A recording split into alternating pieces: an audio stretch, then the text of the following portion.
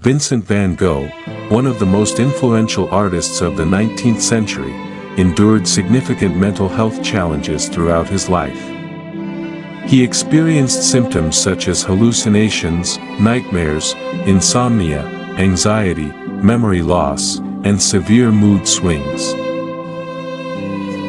It is May 1889, and I had just arrived at the St. Paul de Marceau asylum in Saint-Rémy. The journey here was long, but the journey into the depths of my own mind has been even longer. I am tired yet restless. Physical symptoms included digestive problems, seizures, and episodes of stupor. Van Gogh's psychiatric symptoms were documented in his letters and the register at the Saint-Rémy asylum, where he later sought treatment. Possible diagnoses. There is no consensus on a single diagnosis for Van Gogh's mental health issues. A burning desire to paint still smolders within me, even though everything around me feels frozen in place. I have been given 2 rooms. In one I sleep, in the other I am allowed to paint. It is a small comfort, but for me, it is essential. There is not much to do in the asylum. 2 baths a week, and otherwise my days pass in silence, amid the faint sounds and occasional outbursts of the other patients.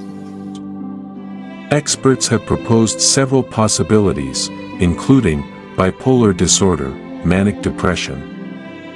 Characterized by alternating periods of mania and depression, borderline personality disorder, marked by impulsivity, unstable moods, and self-destructive behavior, epilepsy, possibly temporal lobe epilepsy, especially after his alcohol withdrawal episodes, alcohol use disorder, with symptoms of withdrawal such as delirium and hallucinations during hospital stays.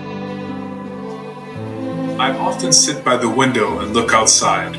The cypresses rise like flames from the earth, and the sky is full of swirls and movement that only I seem to see.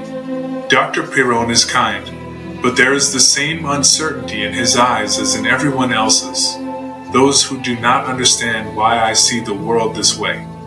He says I suffer from epilepsy, but I know there is a storm inside my head that never truly calms. Other theories include schizophrenia, anxiety disorders, and the effects of malnutrition and substance use. Time in the nursing home, St. Paul Asylum, after a series of mental health crises, including the infamous incident in which he cut off part of his ear in December 1888, Van Gogh voluntarily admitted himself to the St. Paul de Marceau Asylum in Saint-Rémy-de-Provence in May 1889. Sometimes I am allowed to go outside. I paint in the garden, breathe in the deep air of Provence, and let the colors carry me away. I paint cypresses, olive trees, hills, and the clouds that move across the sky like dreams. He remained there for about a year, experiencing several severe episodes, including psychotic and depressive crises.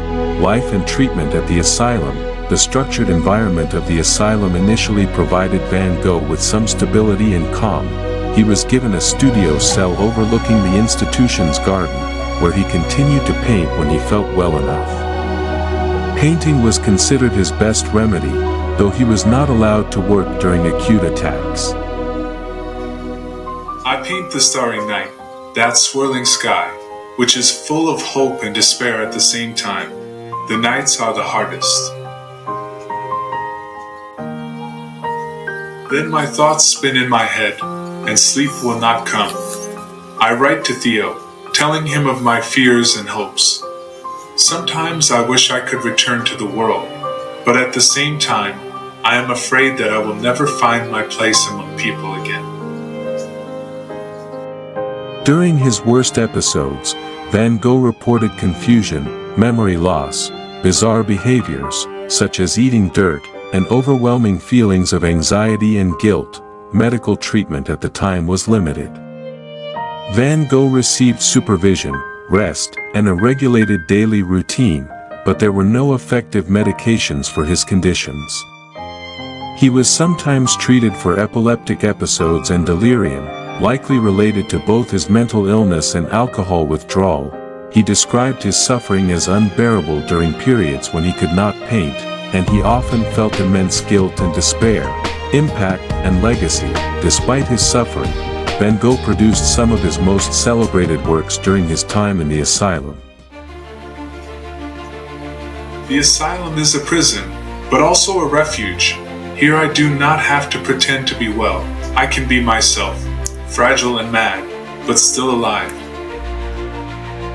Including paintings of the hospital gardens and the surrounding landscape. His creative output during this period is often seen as a testament to the complex relationship between mental illness and artistic expression. Van Gogh's mental health struggles ultimately culminated in his suicide in July 1890, at the age of 37. Every day I ask myself if I will ever get better. I do not know the answer. But as long as I can paint, as long as colors and shapes flow onto the canvas, I know that I exist.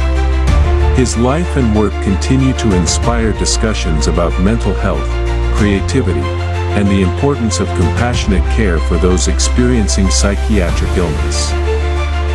Maybe one day someone will understand what I tried to say with these paintings. Until then, I continue, brush in hand, mind in turmoil, hope in my heart.